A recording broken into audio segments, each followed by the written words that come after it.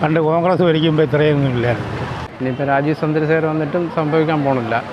കോൺഗ്രസിൻ്റെ ഭരണം ഇതിലെ ഇവിടെ ഒരു മാറ്റം വരുള്ളൂ. കുറേ വികസനം കാണിച്ചിട്ടൊന്നും ഒരു കാര്യമില്ല.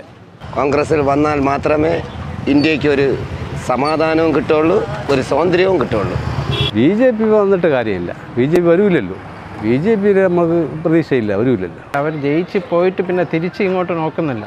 ശശി തരൂർ വന്നാൽ മാത്രമേ ഒരു മാറ്റം ഉണ്ടാവുകയുള്ളൂ. ശശി തരൂർ ഇത്രയും 10 കൊല്ലമായിരുന്നു, എന്നിട്ട് ഇവിടെ ഒരു മാറ്റവും സംഭവിച്ചിട്ടില്ല. ഈ ഉഴപ്പണ പരിപാടി, ഇവിടെ നിന്ന് അവിടെ ചാടുന്ന പരിപാടി, അവർ കാല് വരുന്ന പരിപാടി, ഇങ്ങനെയൊക്കെ ഉണ്ടല്ലോ.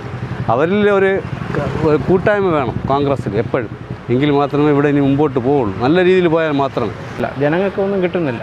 അതാണ് ഇതിൻ്റെ മെയിൻ വിഷയം. ഈ കണ്ടീഷനിൽ ഇനി ഇവിടെ കോൺഗ്രസിൻ്റെ ഭരണം വന്നാലേ കുറച്ച് മാറ്റങ്ങൾ വരുള്ളൂ. കണ്ടീഷനിൽ ഇനി ഇവിടെ കോൺഗ്രസിൻ്റെ ഭരണം വന്നാലേ കുറച്ച് മാറ്റങ്ങൾ വരുള്ളൂ. BJP വന്നിട്ട് കാര്യമില്ല. BJP വരൂല്ലല്ലോ. BJP നമുക്ക് പ്രതീക്ഷയില്ല, വരൂല്ലല്ലോ. 25 വർഷത്തെ ഭരണം ഇവിടെ തെറ്റില്ലാതെ പോയി. രണ്ടാമത്തെ ഭരണമായപ്പോൾ തീരെ പ്രതിസന്ധിയിലാണ്. കോൺഗ്രസിൻ്റെ ഭരണം എങ്കിലേ ഇവിടെ ഒരു മാറ്റം വരുള്ളൂ. അത്രയൊക്കെ ബുദ്ധിമുട്ടുകളും പ്രയാസങ്ങളൊന്നും ഇല്ല. വികസനത്തിൻ്റെ കാര്യങ്ങളിലും ഒരുപാടൊക്കെ വീഴ്ച ഒരുപാട് പറ്റിയിട്ടുണ്ട്. ഒരുപാട് കാര്യങ്ങളുണ്ട്. കോൺഗ്രസ് വരണം. പക്ഷേ കോൺഗ്രസ് വന്നിരുന്നാൽ ഇനി അവർ നല്ല രീതിയിൽ കൊണ്ടുപോകണം. ഈ ഉഴപ്പണ പരിപാടി, ഇവിടെ നിന്ന് അവിടെ ചാടുന്ന പരിപാടി, അവർ കാല് വരുന്ന പരിപാടി, ഇങ്ങനെയൊക്കെ ഉണ്ടല്ലോ. അവരിൽ ഒരു കൂട്ടായ്മ വേണം കോൺഗ്രസ്സിൽ എപ്പോഴും. എങ്കിൽ മാത്രമേ ഇവിടെ ഇനി മുമ്പോട്ട് പോവുള്ളൂ. നല്ല രീതിയിൽ പോയാൽ മാത്രമേ. കണ്ടീഷനിൽ ഇപ്പോൾ കോൺഗ്രസ് ഇപ്പോൾ ഇരിക്കുന്ന ആ രീതിയിൽ അവർ ഭരണത്തിന് മുമ്പേ വീണ്ടും ആ ഈ സ്വഭാവത്തിൽ പോവുകയാണെങ്കിൽ നടക്കില്ല, വീണ്ടും വീഴും.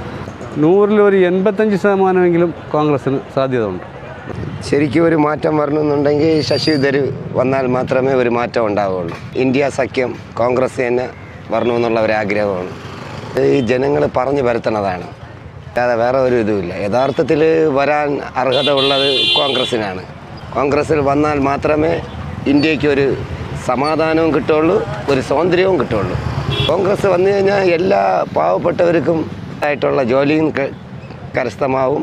അത് പോയിട്ട് പാവപ്പെട്ടവർക്കുള്ള ആനുകൂല്യങ്ങളെല്ലാം കോൺഗ്രസ് കൊടുക്കും. അങ്ങനെ തന്നെ കോൺഗ്രസ് കൊടുത്തുകൊണ്ടിരുന്നത് 40-30 വർഷം കൊണ്ട് കോൺഗ്രസ് ഭരിച്ചുകൊണ്ടിരുന്നതല്ലേ. അങ്ങനെ ആ കോൺഗ്രസ് തന്നെ വരണമെന്നുള്ള ആഗ്രഹം. ശശി തരൂരാണ് ഇവിടെ വരെ സാധ്യത. അതന്നെ വരും. ബുക്കാണ് മെയിനായിട്ട് പറഞ്ഞത്, തന്നെ പറഞ്ഞത് സാധ്യത. കച്ചവടക്കാരിൽ ഇപ്പോൾ പൊതുവെ അറിയാമല്ലോ, ഇപ്പോൾ കച്ചവടം എല്ലാം ഒരു വലിയ ബുദ്ധി ഇതിലാണ് പോണത്. ഇപ്പോൾ ചാലക്കകത്ത് ഒരു കച്ചവടം ഇല്ല.